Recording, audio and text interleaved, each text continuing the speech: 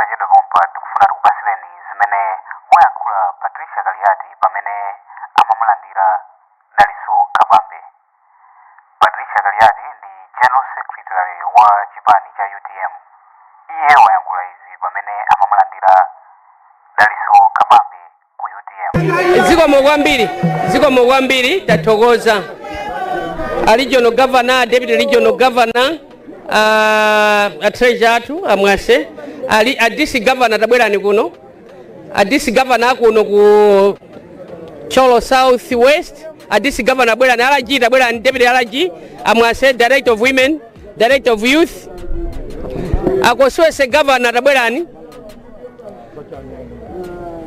akoswese governor akoswese governor kuno zikomo a DC governor jali kuti kodi nda Joseph Jafari tathokoza tenti angane uku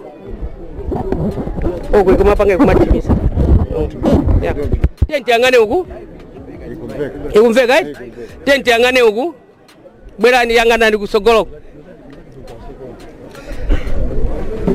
Dr. Kabambe olemekezeka pamene mufunaso kuyimira kuno ngati candidate wa kuno MP wa kuno akoswese governor anu ndi amenewa, a DC governor anu ndi amenewa, a regional governor ndi awa, a deputy awo ndi awo, awa treasurer awo, a director amayi ndi amenewa, a director anyamata ndi amenewa, awa ndi organizing secretary, awa ndi a director amayi akoswese ya district akoswese. Komiti memugwire nawo ntchito kuno nditi ndi imeneyi.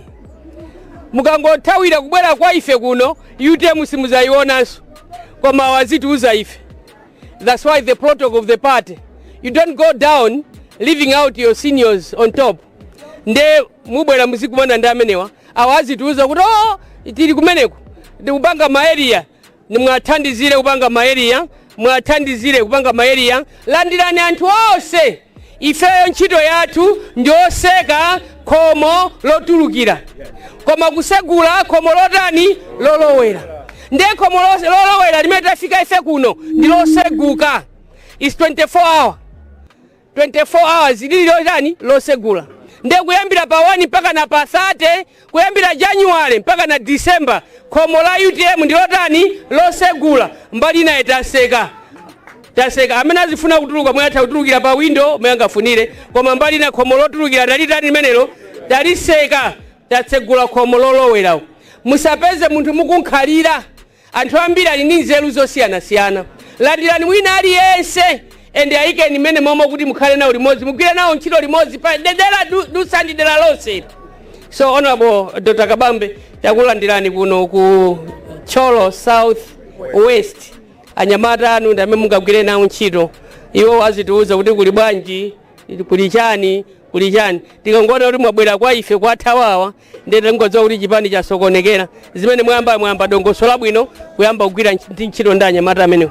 Timangofuna kuti titero tichite introduce komanso a DC governor, akoswese governor, anthu 300 onse amene tikuwalandira tapasa publicity secretary, they are going to publicize them. Koma onsewo abwere ndipo mpange ma area pafupi. The constituency can be of even 100 plus anthu. Ma area you can even have more than ma area ambirimbiri mmene mungapangire. And amene ena mwasokerereso ngati ku district wanu nkosa kwanira, kukoswese nkosa kwanira, ena atumizireni ku region uku, akulu ndachatate ngakale, ife timabwera kulandira akulu. Enawo muzalandira ndi inuyo. Thank you. Enawo muzalandira ndi inuyo koma ife akulu akapezeka, Dr. Kabambe akulu akapezeka, these people will come and welcome them. And they might be also lucky, I might be also join them to welcome them. Akulu koma ene kuchokera pa district azilandira ndi ama regional governor. Kuchokera pa koswese a district azilandira koswese. Ka ku area akoswese azilandira anthu onse ku area. It goes like that. Ife timalandira akulu ngati inu kena kuti asira region asira district, a district asira koswese. We move in that direction. Koma takufuna zabwino zonse, feel free. This is now you've entered into the house of UTM. Kala no masuka ku chipani cha UTM. Timangofuna tinene mawu amenewo tentonse tikakhalekhalani makolo athu kala. Komanso mmene amanenera Dr. Kabambe pali ena ambiri amene amatiimbira kuti inali zomozizimusa koma timati tikuchoka tupita sopanga misonkhano ina timangofuna kuti iwo akamabwera azibwera ndi anthu ena kuti zalandira limodzi koma iwo atitalandira kale sinafune kuti mwina tichedwese mena ndatiuziramo kuti tasiyeso akosweso okha kuti alandire zikanoneka ngati akosweso alibe makolo ndiye tinabwera kuzasimikizira akoswese kuti ayi makolo awo ali nawo onse amene ali apa ni makolo akoswese ndiye ino amene mwabweranso ndi Dr. Kabambe Amatemba, we know you already, takuthokozani kwambiri. Ndani Chisinga, we know you. Aiso ife ngongola ife ndi ananu tukudziwani. Gwirani ntchito molimbika, tiyentendere limodzi. Ife chipani chathu tanena pajakale kuti nchanitendere, tigwire ntchito limodzi, tendere chisogolo limodzi. Koma ndimafuna ndinene mawu awo. Ndi Director of Youth mkulu wake wa Julius amene ali Onabokaluwa pamene timapita kumaliro tinapangira limodzi candlelight ndiye kuwala kumene kuja kulira kumene tikulira kuja anthu ambiri akubwerano sopano kumalira nafe limodzi pale anthu ena akumatenga mu social media kumatiseka UTM kuti mmene tikuyasa ma candlelight tikupanga campaign asogolere moto umapita kumene kwasala chani chire pamene ife tikulira mukutiseka sitinafune kuti tiluze president.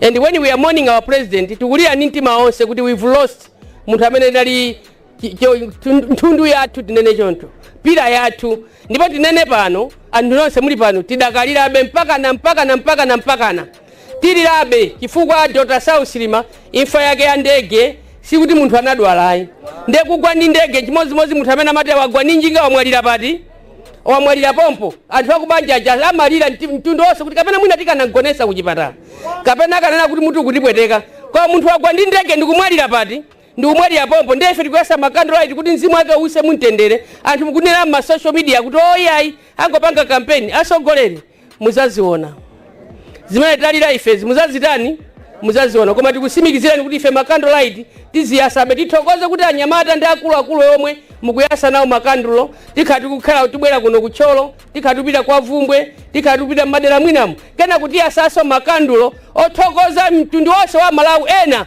amene anatisiya koma anagwira remarkable, they have a remarkable work which they did.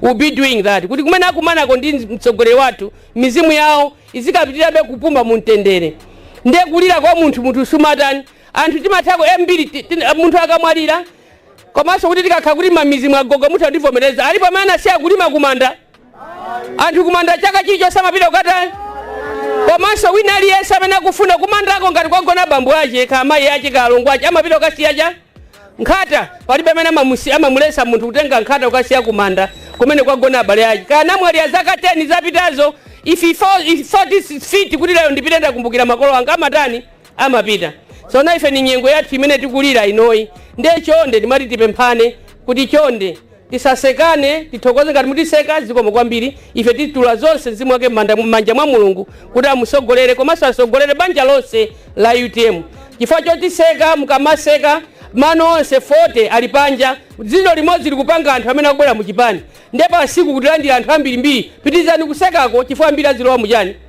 azilowa mu chipani mukamaseka mukupitirira kutibweresera anthu ambiri mu chipani tithokoze pamenepo amidia mwina muyankhula ndi Jawala koma kuchipani cha UTM is very strong intact no squabbles no quarreling palibe sitikulongolola ife kwa ife kunali kungothokoza president chinakomera kwasankha Dr. Michael Wisi kuti akhale vice president wa dziko la Malawi amene ali wa UTM nkhani yake ndimeneyo basi ndiyena kamana kuti kuchipani kuli mpokoso kukanakha kupoko nyumba ya pokoso salandira alendo ndengati pali munthu mmodzi akulongolola ndiye mwina kuimba nyimbo zache zakuchalichi kaza kudansi kaza gumbagumba koma ife tonse UTM ndife anthu ati ndife amozi nthalo imene tatereka kudya katatu kaja tifuna wina aliyense atani akwanire sitilolanso apa wina kuti abwera abe poto abe ufa abe nyali ayi akaba uyu machesi ine ndilinawo kale aliyense tikuyenda ukwanira timuza kutenga machesi ako zipita uzikasutira foja tiyasira machesi anjawala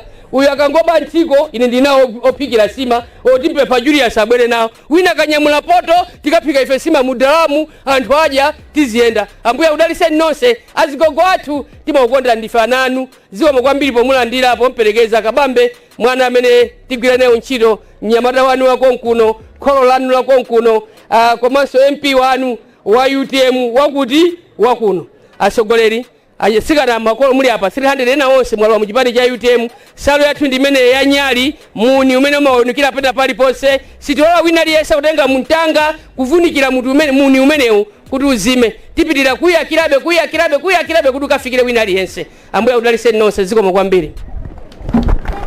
Zikomo kwambiri. Tikupempheni amene munatisegulira mumapemphero mutisekereso.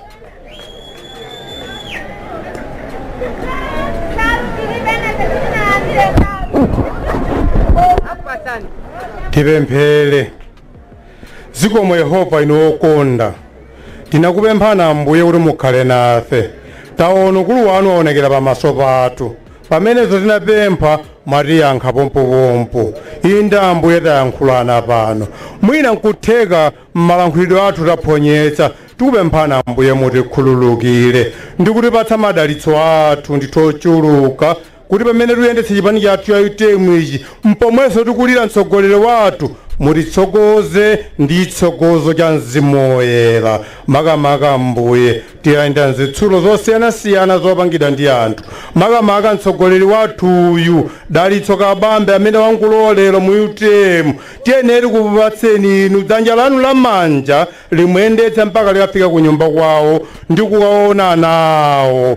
Tidapempha kwa inu Ambuye sitilephera. Zonsezi tizitha m'dzina mwana wa Yesu Khristu mpulumutsi wathu wamoyo. Amen. Wayankhula kwa General Secretary wa chipani cha UTM Patricia Kaliat pamene amamusonyeza Dr. Dalitso Kabambe constituency imene akufuna kuyimira komanso pamene amamulandira kumuonesa